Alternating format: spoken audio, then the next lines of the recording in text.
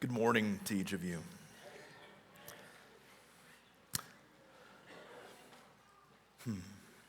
1 Corinthians 7. Go ahead and turn there. 1 Corinthians 7.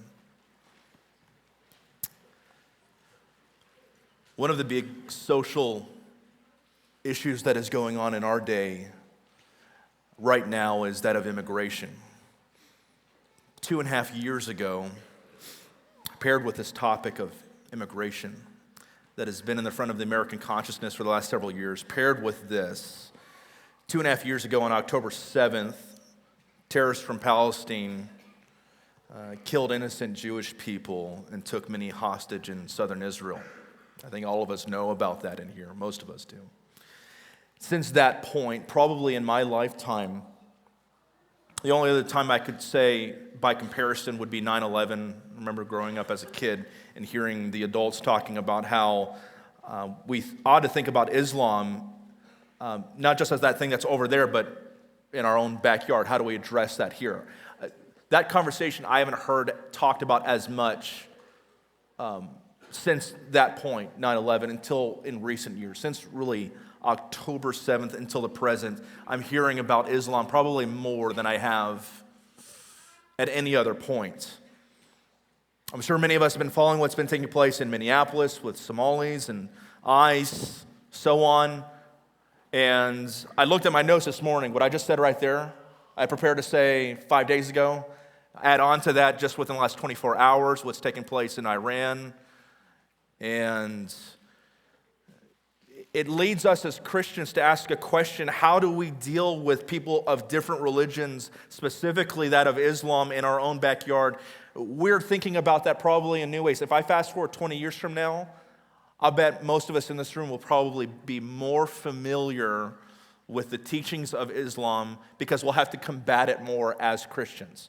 I think as part of our apologetic task will be to be more familiar with that particular world religion.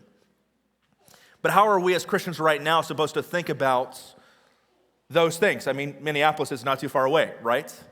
Do not think that you're insulated from, I know that we're in South Dakota and we're in rural South Dakota. Don't think that you're insulated from these things. We have things like social media at the very least to remind us that the world is really small when you have a phone in your hands. As I've been thinking about how to engage with those of this particular religion, Islam, I remember when I was in seminary. I remember the president of the school said something that was kind of tongue-in-cheek, and he said, the best way that Christians can address Islam is to get married and have as many kids as possible to sway the population statistics in our favor. Perhaps you've heard of we've talked about it in here, the creation mandate to be fruitful and multiply. But have you considered the creation mandate as an evangelistic method? You want more Christians? Just make more. And, well, I find that to be a little bit humorous. Don't pass it off too quickly. There's something to be said about raising kids in an environment where Christian truth is presented, Christian ethics are taught. Much of the Western world has been positively impacted over the last several centuries by a Christian foundation informing it. However, when I think about 1 Corinthians 7, what we're talking about this morning, and how, as Christians, how do we go about impacting and influencing the culture for the glory of the Lord to make disciples in this culture we're in, and I think about 1 Corinthians 7, I start asking questions. I start asking, how do we make an impact? How are married people supposed to do that? How are single people supposed to do that? When I'm thinking about single people, what are single people's role in fulfilling the Great Commission if you can't do that? I mean, well, I guess you can do that by being fruitful and multiply, but we know what the Bible says to single people. You should be married first, right? So that seems to be off the table. And as I'm thinking more about single people in the church and their role in the church, is their role to be different than married people? How so? And is it more or is it less? Do you value one more than the other? These are the kind of things that have been on my mind this last week. How do each of us, no matter what stage of life we're in, whatever your marital status might be, fulfill our role in the kingdom of God? 1 Corinthians 7 helps us with that. We've been looking at Paul's practical, I wouldn't say tips or advice. I think that's probably too low of a way to go about it. He's giving exhortation for what you should do in your stage of life. And he's been doing that for different groups throughout 1 Corinthians 7. We've seen that if you've been with us over the last 3 weeks. But now he doubles down and he speaks specifically about singleness. Look with me in verse 25 of chapter 7. Paul says, "Now concerning the betrothed," that would be those who are engaged, but it's more than our understanding of engagement. That includes the rights of married people, but you have not yet said "I do" and consummated the marriage. "Now concerning the betrothed, I have no command from the Lord, but I give my judgment as one who by the Lord's mercy is trustworthy. I think that in view of the present distress," don't forget that right there, that'll be important in a moment, "it is good for a person to remain as he is. Are you bound to a wife? Do not seek to be free. Are you free from a wife? Do not seek a wife. But if you marry, you have not sinned, and if a betrothed woman marries, she has not sinned. Yet those who marry will have worldly troubles, and I would spare you of that." This is what I mean. "Brothers, the appointed time has grown very short. From now on, let those who have wives live as if they had none, and those who mourn as though they were not mourning, and those who rejoice as though they were not rejoicing, and those who buy as though they had no goods, and those who deal with the world as though they had no dealings with it. For the present form of this world is passing away." Let's pray. Lord, I love your word. It is sufficient, and I feel that right now. It is sufficient to speak to all of us, no matter what stage of life we're in. You have something to say. You are there and you are not silent. Holy Spirit, we ask you to speak through your word this morning to us. Encourage and convict. Lift us up. Remind us of your grace. Amen. Oh, wow. The key word of chapter 7 is what? Remain. Verse 8, 11, 20, 24, 26, and 40. I think that's all of them. Multiple times throughout this chapter, Paul has said, remain. That has been the key theme threaded through the whole thing, that he is telling people, no matter what stage of life you find yourselves in, remain in your calling. If you were with us last week, we might put it this way. Brother, sister, don't forget to bloom right where you're planted. That's the main thing that he's been saying to us. In each situation, no matter where you're at, see the value of being where you're at. Don't look at what's over the horizon. Don't look to greener pastures. Look at right where you're at and say, Lord, what would you have me do right here? I think of one pastor who I've heard, and I've quoted this, I think several times in here before. So many Christians are worried about what God's will is for their life. If you want to know what God's will is for the rest of your life, do God's will, obey him for the next 15 minutes. We remain right where we're supposed to be. That doesn't mean where we're at right now in life will be where you always will be. God may switch it up on you. You may remain where you're at, but that might mean the Lord takes you from there to somewhere where you never thought you might be. In fact, I think this chapter has made it very clear that Paul gives a clear indicator that remaining where you are might not mean that you will always be there. You look at the first 6 verses, that's the only exception. Married people who are Christians stay married and do married people things. If you want to see the details on that, look at the first 6 verses. We've thoroughly covered that, hopefully.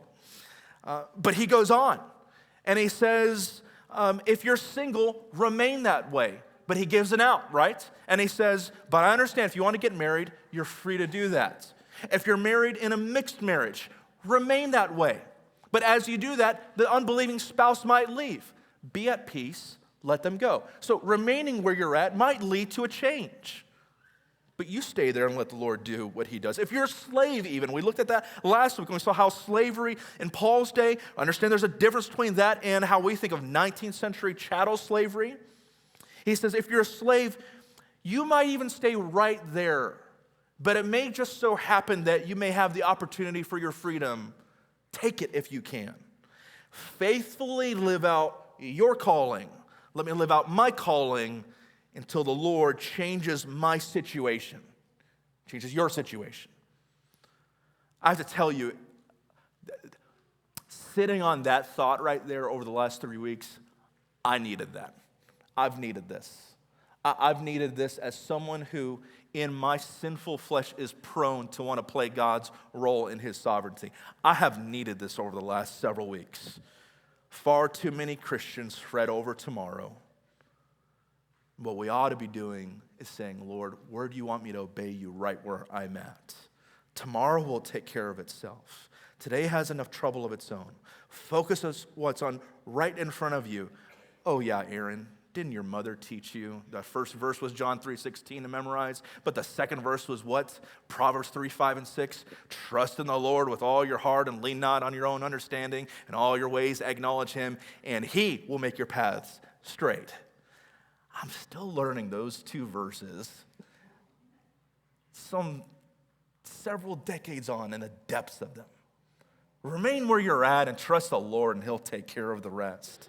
Peace comes from obedience where you're placed, paired with trusting the sovereign God who has written out your whole story ahead of time.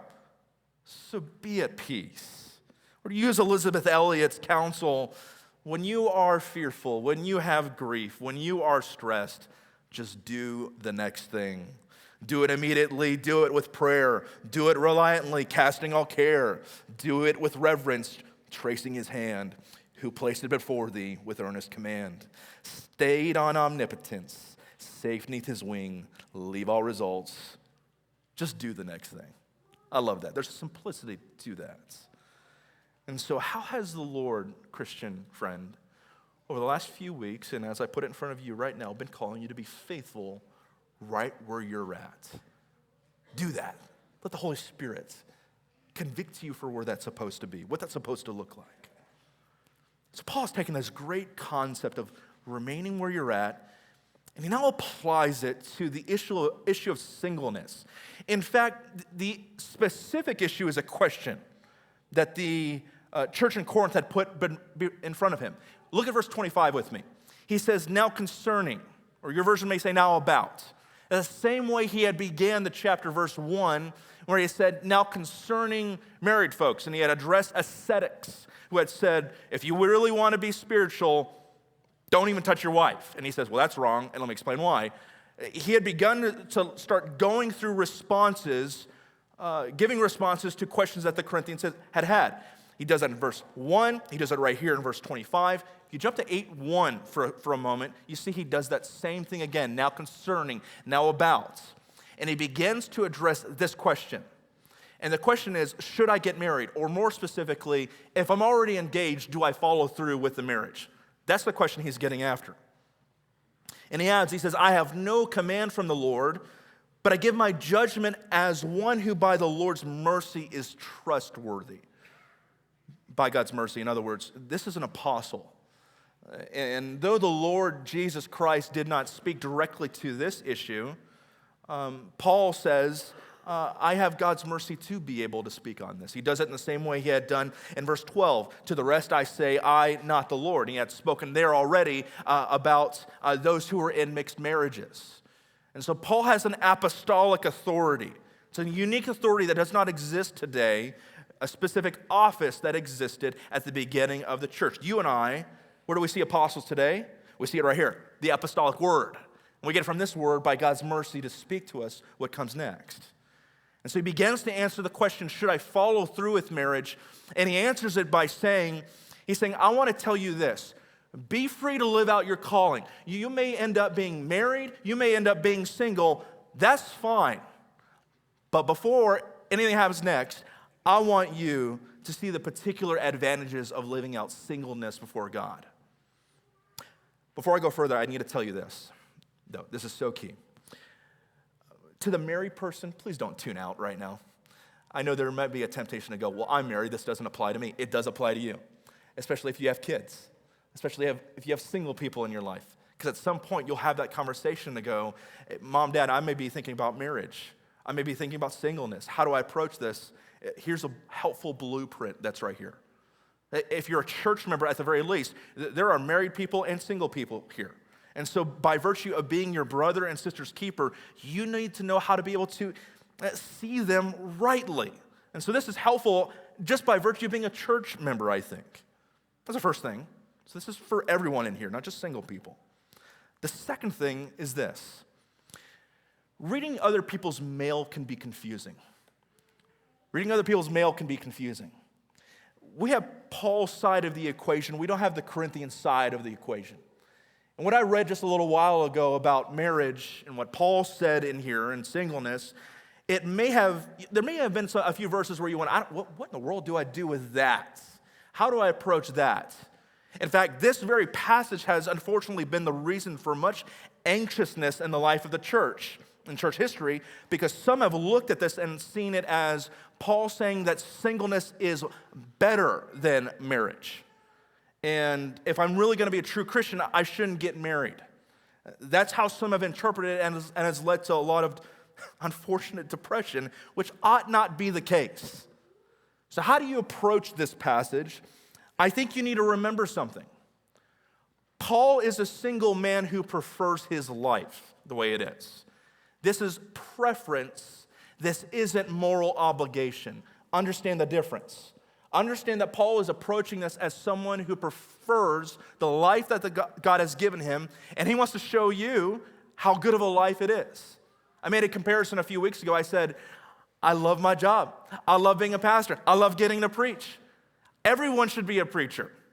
However, I know that for many of us, if I asked you, hey, can you come up here real minute and just say a few words, that would be petrifying to some of us, probably most of us, because public speaking is one of the greatest causes of fear that people can have, right? And so I know that that's not everybody's gifting. Paul knows that's not everybody's gifting to be single as well, but he wants you to see the value in it. Preference, not a moral obligation. Understand that. And so with that perspective, he begins to answer the question, should I follow through with marriage, by saying, I want to tell you what you would be free from if you're going to remain single. And I also want you to know what you would be free to do if you were to remain in Christian singleness. Let's take both of those in turn. Verse 26, let me read it again.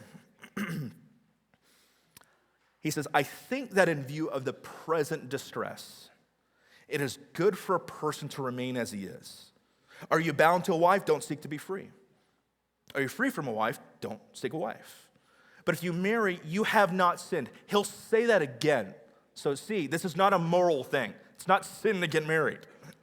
And, and if a betrothed woman marries, she has not sinned. Yet those who marry will have worldly troubles, and I would spare you of that.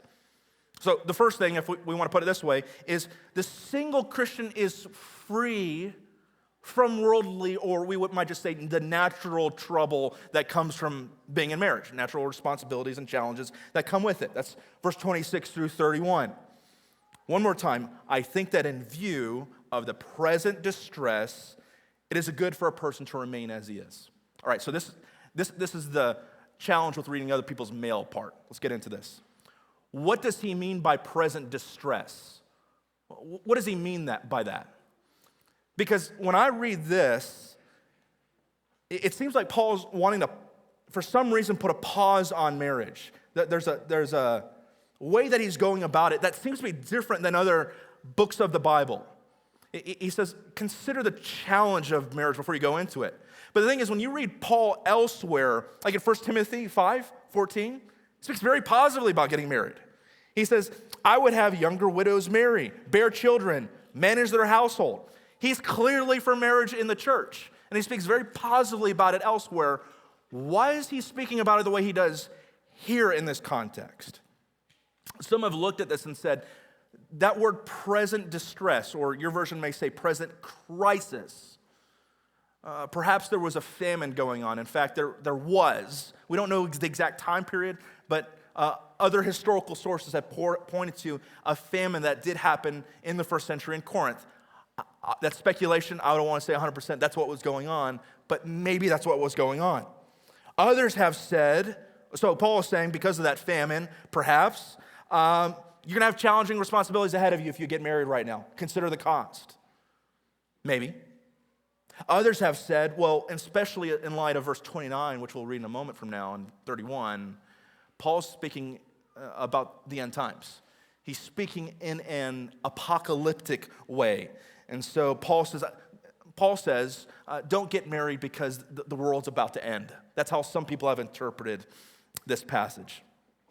Here's how I would look at this. I think there's some sort of crisis that was going on in the in the city of Corinth that was reminiscent of the birth pains that come before the end of the world. Geez, I think you referenced birth pains in Romans 8 when you read that at the beginning of the service. Jesus in Matthew 24 talks about birth pains that would happen before the end of all things. So a woman has birth pains before delivery in the same way. There would be major catastrophic events that would take place before the second coming of Christ.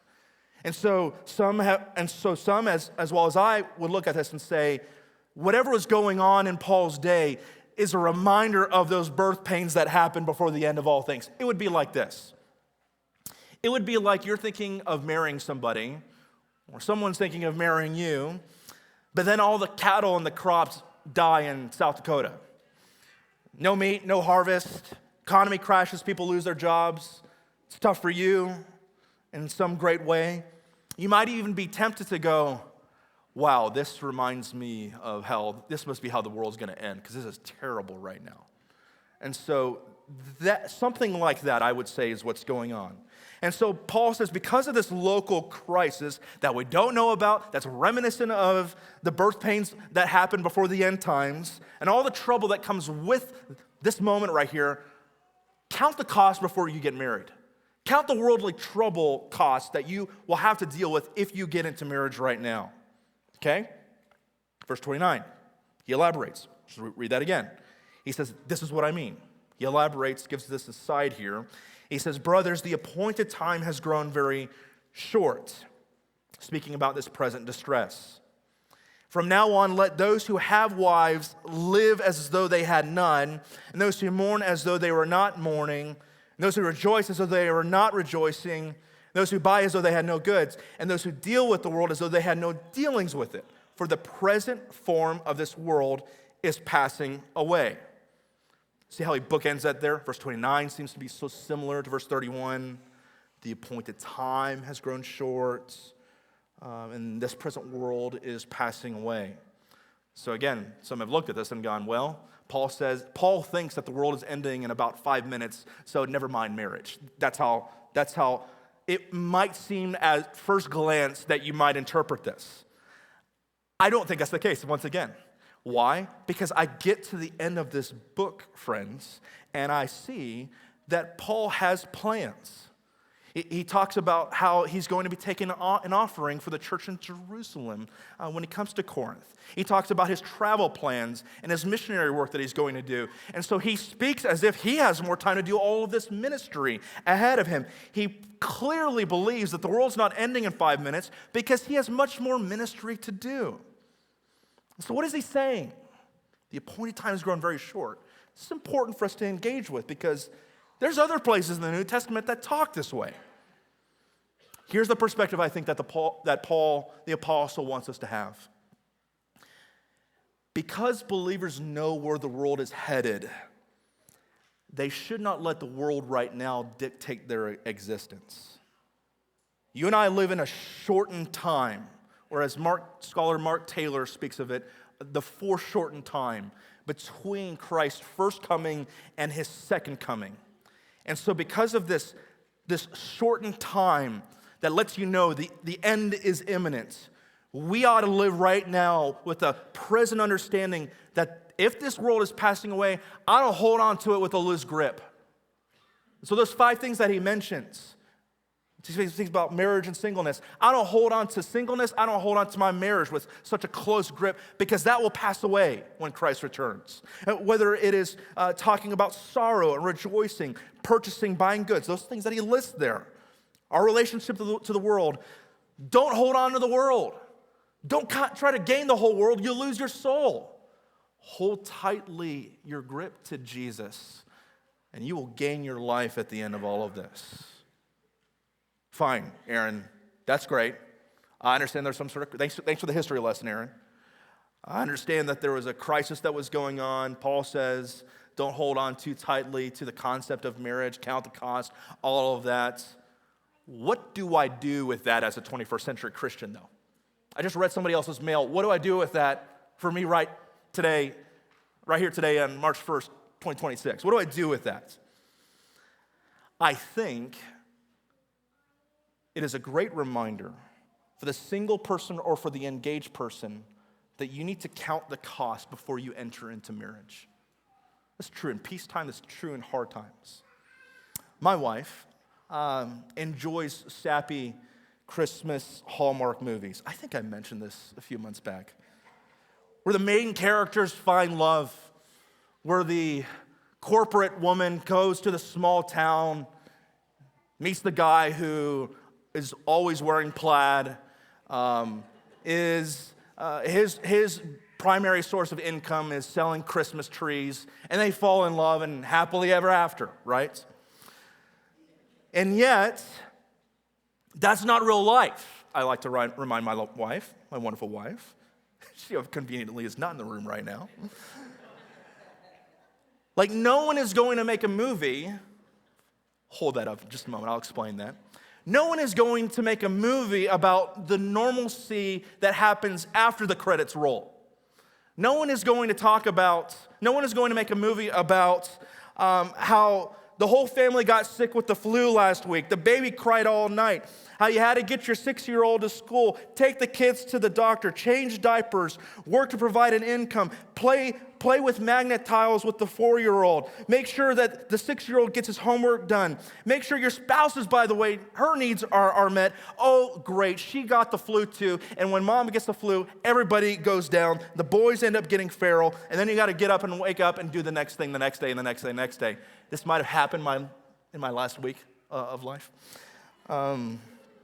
That's not glamorous. That doesn't sell tickets if you were to make a movie out of that. Life is not The Notebook for all of you millennials out there. But this is my life. It's normal. It's the life God has called me to, and I love it.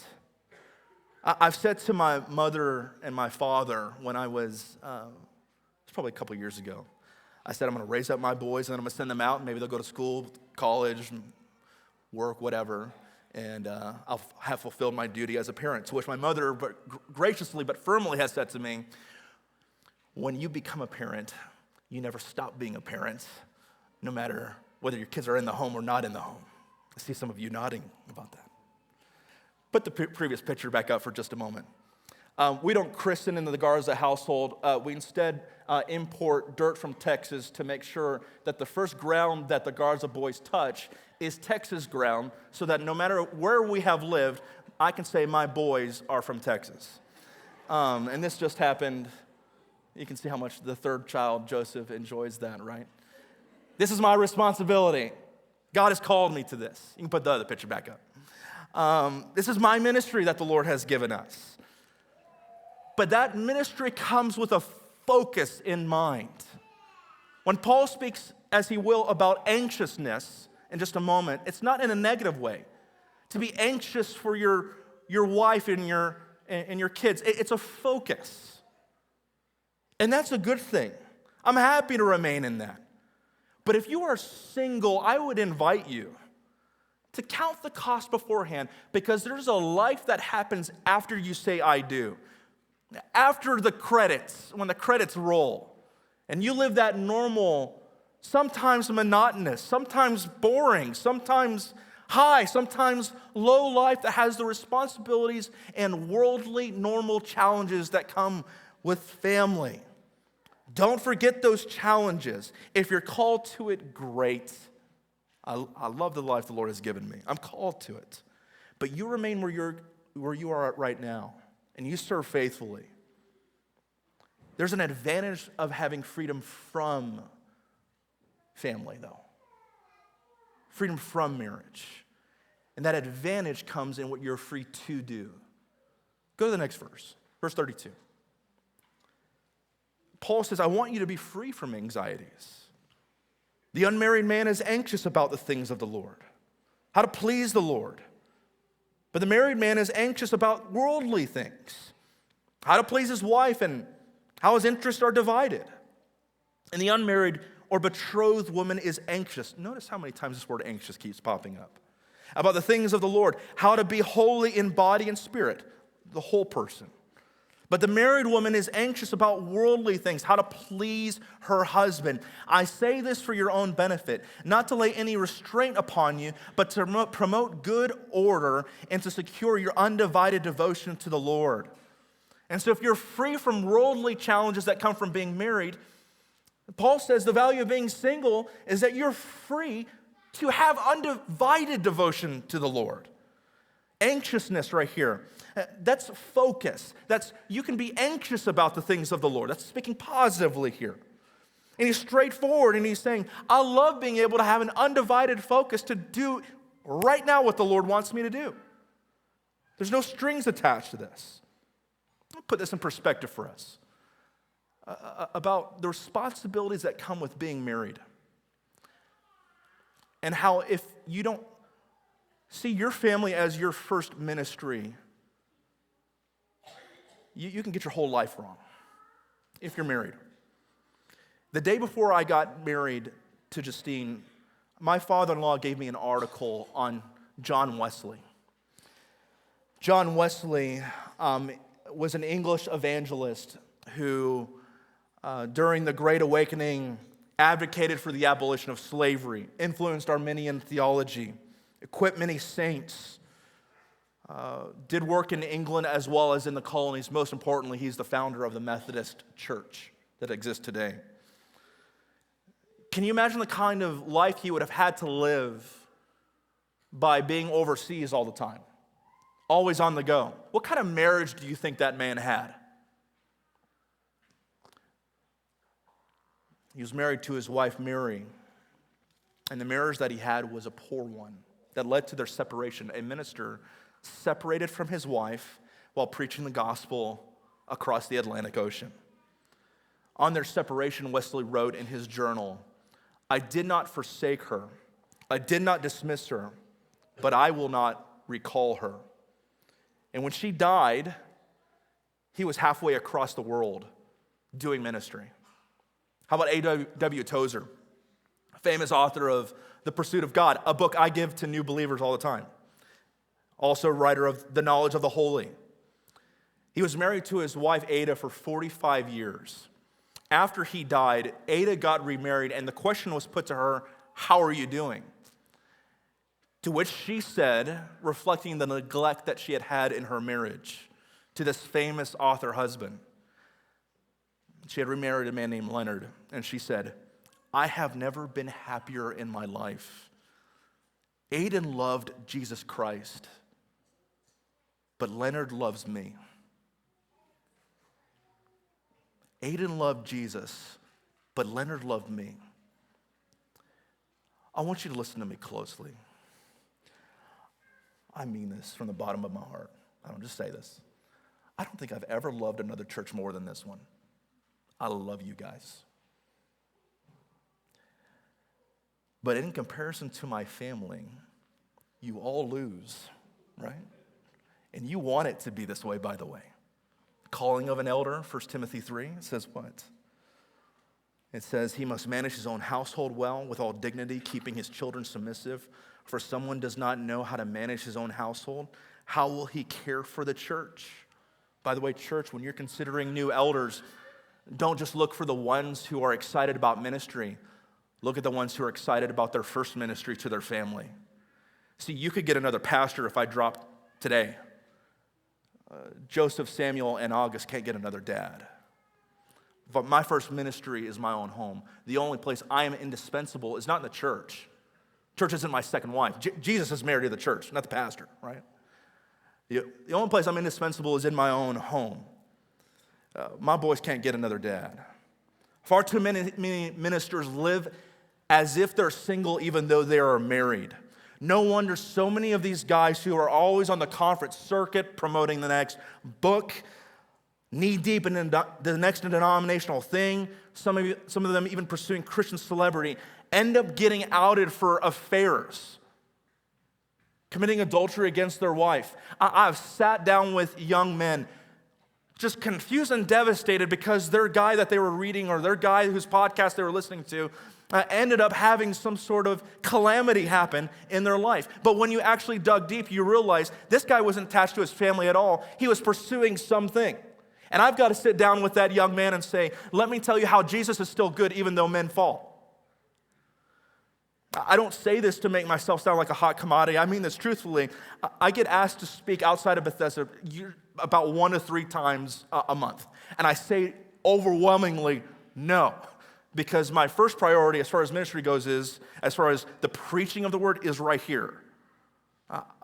I'm content right here. But more importantly, I have my family in mind. And so if you are married and you want to pursue ministry of some sort, maybe God's calling you to ministry, understand your first ministry isn't to be like the next John Piper. Your ministry is to love your family. That's what it is right there. And there may be things you want to do that you're just not going to be able to do because you know where your wife is or you know where your husband is. And you got to prioritize that. Failure to prioritize, man, you can get church right, you can get ministry right, you get your family wrong, forget it. But if you're single, consider the opportunities that you have in this season. You have a flexibility and a freedom to focus. I know you may hate hearing this, but it's true. You may dislike this, and I heard this all the time when I was in my early 20s. You will have no more time devoted to self in your whole life than right now. When you get married, when you have kids, all those responsibilities, it adds up. When I want to say, hey, let's go somewhere, Justine, it's a whole ordeal to herd the cattle and get them ready to go out of the house. You, if you're single, can say, let me put my shoes on and then I'm going, right? In a word, leverage. If you are single in the season, leverage it. Do things now. Go to places now. Volunteer now. Go on that mission trip. Pour your heart out in serving the local church and making disciples there. Get involved at Byron Bible Camp. Volunteer at Plus One Guidance Center so you can encounter scared mothers who have had an unplanned pregnancy and you can meet them just in a moment and be ready to do that. Get away with the Lord for a whole day and say, I'm going to read the entire book of Romans. I'm going to journal about it. I'm going to pray to the Lord and say, what do you want to say to me through that? Be nimble. Be focused on the Lord. Don't waste this season as long as it lasts. To the church, see the value that our single people have. Don't abuse their availability, but see the value that they have. Think more deeply how we can come alongside of our friends who are single. They don't want your self-pity. They don't want your pity. They want you just to care about them and equip them. Well, these people who are here, if you're single, whether you're young or whether you're old, whether you're never married or previously married, whether you're divorced, all of you have a story. All of you have life experience. All of you have a role to play in your spiritual gifting before the Lord. Don't waste this opportunity. I've come across too many single people who say, yeah, I'm free, but then they're like a ship without a rudder up until their 40s and even into their 50s and beyond because they didn't see that their freedom was a freedom for a purpose. So they could be missional before the Lord. And so your role, if you're single, is to remain where you are at, be faithful right where you're planted, and let the Lord do what seems right to him as you live sacrificially. I'll tell you, this was a wonderful thing. This is not the only reason primary reason you ought to do this, but it was great that when I met Justine, she's not in here right now. Tell her I said good things about her when she comes back in. It was so great that when I met Justine, one of the most attractive things about her was that I realized she didn't need me. She didn't need me. She was already complete in the Lord. She was already working faithfully for him. She got on campus and she started the girls' ministry, which you were involved in when you came to Tabor, Caitlin, right? Isn't that a wonderful thing? I saw her doing that, and she didn't do that to impress me. She was doing that to be faithful before the Lord. And I saw that, and I went, that's the kind of woman I want to marry, because that's how she's going to treat that young man right there. That's how she's going to raise up this young little boy in a godly household. It's an attractive thing. But the goal of the Christian life is not about a relationship with a spouse. The goal of the Christian life is a relationship with the King of Kings, the Lord of Lords, the one who, by storing up treasures in heaven, my greatest treasure is to see him face to face one day. That's the greatest treasure I'm waiting for. That he bought with a price, that he made possible for me. A single man from Nazareth whose idea from eternity past was to create marriage that would ultimately be a mirror that represents Christ's love relationship with the church. That's the ultimate thing right there. The people of God, the bride with the Son of God, the groom. That's the most important thing. Get anxious about that. And so if we sum this all up, friends, you're free to marry. But Paul wants you to consider the advantage first of singleness like him, because you are free to do great things for the Lord. He ends by saying these words. Let's close out with these last words. If anyone thinks he is not behaving properly toward his betrothed, if his passions are strong and has to be, let him do as he wishes. You see, a man with his preference. I understand it, right? But he says, let them marry. It's not sin. But whoever is firmly established in his heart, being under no necessity, but having his desire under control, and is determined in his heart to keep her as his betrothed, to not go through with a marriage, potentially, he does do well. So then he who marries his betrothed does well, and he who refrains from marriage will do even better, the man with a preference says. The wife is bound to her husband as long as he lives. But if her husband dies, she is free to be married to whom she wishes, but only in the Lord. And yet it is my judgment that she is happier if she remains as she is. And I think that I too have the Spirit of God. And so the man, by the mercy of God, called to be an apostle, to speak these words, speaks to us under the inspiration of the Spirit of God, these words. To the engaged person, if you're passionate and you feel like you might cross that line, don't have a long engagement. Get married. To widows, if your husband has died, and the reverse is true if you're a widower, if your wife has died, you're free to get remarried, but only do so in the Lord. Have that Christian foundation so that the Spirit of the Lord dwells not only in you, but also in your spouse. Christians marry Christians because Christians together go the same direction on mission before the Lord. Imagine the imagery of someone getting married to someone who is not a Christian getting married to someone who's not a Christian. It would be like taking handcuffs and put handcuffs on both of them, and they both try to walk opposite directions. You don't want that in your marriage, friend. So if you're out there and you're considering marriage to someone who may not be a Christian, I know the heart wants what the heart wants, but I want to challenge you in this way. Does your heart more want the things of God? Do you love the Lord more than what you see right in front of you? Be faithful to Him. He will never lead you astray. Be free to marry, but consider the value of what we said this morning. And so, dear friends, everybody has a gifting. Are you living in it? Wherever you're at, would you be faithful? Would we be faithful as a church? Would we bloom where we're planted? And by doing so, I think that's the most effective way to reach our culture. That's the most effective way to evangelize, is that the Lord would use what He's given me, where He's given it to me, in the time He's given me, to do what He would have me do. How is the Spirit calling you to do that?